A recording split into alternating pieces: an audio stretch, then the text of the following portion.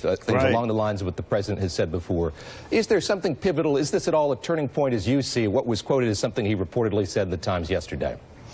I don't necessarily see it as a turning point in any sense. Unfortunately, I think it's quite sad. I see what we're learning now is really just a continuation of what we've known so far from the president, based on public remarks. As the Reverend mentioned, he's insulted Mexican immigrants. He's insulted disabled people. So when we have this pushback between the White House, against the reporting, it's very easily disputed when you look at what the president has been willing to say in public. And by the way, it also gives us a window into how this administration makes some of its decisions. For example, ending the TPS for 59,000 Haitians in a country that has not significantly made progress in many areas since the earthquake. And also, just for the record, he's here making disparaging comments about Nigerians. Nigerians are among the best educated immigrants to this country. 37% have bachelors, 17% have masters. So again, he's disparaging a whole group. And honestly, I'm glad that this reporting is out. I'm glad that it's being talked about. But it is quite sad, as people all over the world are celebrating the holidays, that here we are discussing these deeply offensive, apparently racist views of our president. There's something very sad about that to me. Jennifer Rubin, a takeaway for me from this piece is that policymaking, when it immigration in particular, is emotionally driven within the White House. Is it an outlier in that sense, or when you look at all of this White House's policies, all of this administration's policies, do you see emotion playing a larger role than it has in administrations past? Well, you have a president who is an irrational figure, who is motivated by personal pique, by angers, by resentments, by prejudice, I believe. So, yes, I do think it's very emotionally based. I would note a couple things that are interesting. One is they put out Mark Short out there, who was not in the meeting. It's an interesting ploy when you don't want to have someone go out there and directly lie to the press. You put someone out who wasn't in there and said, well, I wasn't in there, and the people there deny it. Why don't we talk to some of the people who were in the meeting? And frankly, if you ask President Trump directly, he'd probably confirm some of these. He has no shame about this. He doesn't either understand or doesn't care if he's perceived as being a racist. This is what he believes. And I think we have to abandon the pretext that everything is a miscommunication, everything is a misunderstanding, everything is wrong reporting. No, this is who the President of the United States is.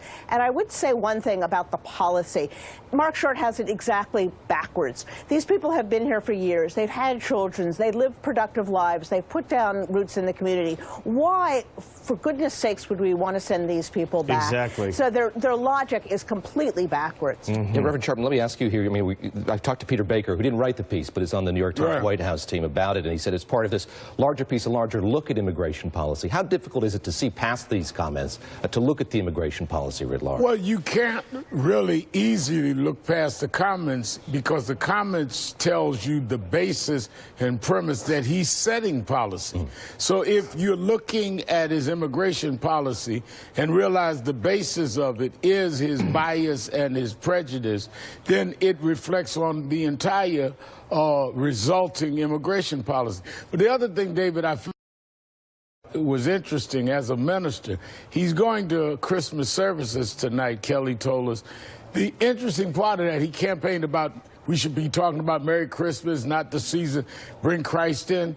Jesus Christ was a refugee. He needs to, I hope tonight, whoever preaches at these Christmas services go to, tell them the story where Mary and Joseph had to take the baby Jesus and flee to Egypt to save him from the wrath of what was going on at that time. He is telling us to worship a refugee while he's making these kind of statements about immigrants. Irony, I don't know. Bro Reyes, let me ask you about policy, what this means for policies. You mentioned a few moments ago what happens to the children of undocumented immigrants, still very much up in the air. It's not something that lawmakers dealt with before they went on the holiday recess. How optimistic are you that that's going to be something that's dealt with fairly soon after lawmakers get back to Washington in the new year?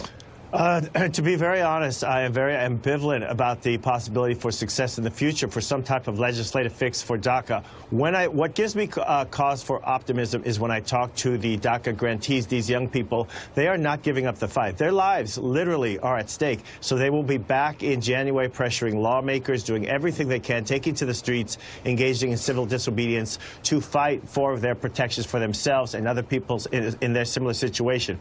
What is very concerning, I think, for people is that this is an issue on which, among the American public, there is great consensus. No matter which poll you look at, Fox, the Washington Post, CNN, the American public wants there to be a legislative fix for the DACA grantees.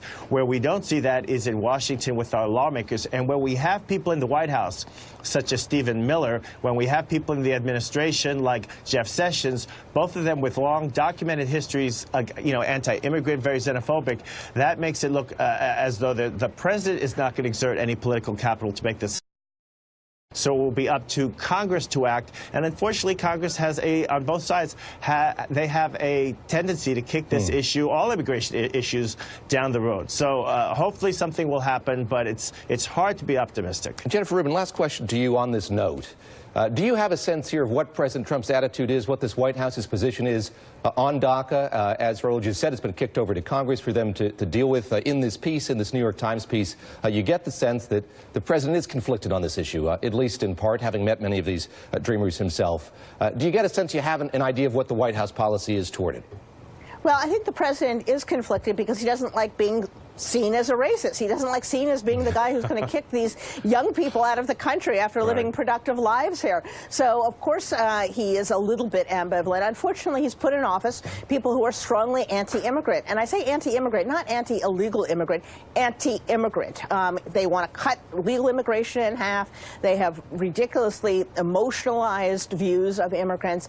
And so whenever this issue comes up, he's very easily swayed, I think, by the people in his inner circle. And unfortunately, I would say this to my Democratic friends, it's time that they put down their foot as well. In the interest of getting through the Christmas season, funding the government, they essentially allowed this to go forward. I think there needs to be consensus about people who say they are concerned about DACA, that they're not going to continue these two-week CRs, these two-week continuing resolutions until the DACA situation is finished. All right, we'll leave it there. Thanks to all of you. Thanks to Reverend Al Sharpton and Jennifer Rubin Reyes as well. And coming up, North Korea calls the latest round of UN